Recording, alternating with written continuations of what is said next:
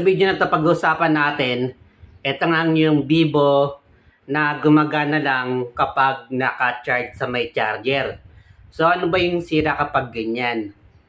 Ngayon ang sagot po dyan battery fuse. No, yung mga cellphone po kasi ngayon, yan po yung pinakaraniwang sira nga.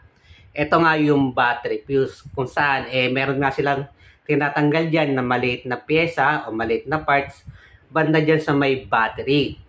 Ngayon, pag natanggal na nga po yan, ginajumper nga po nila at after nga nun, gagana na nga po yung cellphone nyo ng maayos. Ngayon, ang tanong, pwede ba yung bumalik, kuya?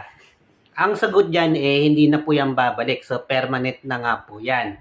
Ngayon, may mga case kasi na kung saan, hang lang sa logo yung isang unit, pero kahit na i-charge mo siya, hang pa din siya sa logo. Pero after nga palitan nga ng battery fuse, gumagana na siya ng maayos. So, yun talaga yung pinaka number one na chine-check muna ng mga technician kapag nga hang sa logo ngayon. So, bakit naman nangyari yon? So, ngayon sa sobrang tibay na kasi ng mga program na lumalabas ngayon, madalang na nga yung flashing. O ito nga yung nire-reprogram natin yung unit. More on na lang tayo ngayon sa reformat o ito nga yung pagtanggal ng Google account. Na madalang na talaga yung pina-flash natin yung mga cellphone natin. Kaya kapag naghang sa logo siya, pinaka unang sala rin talaga niyan battery fuse.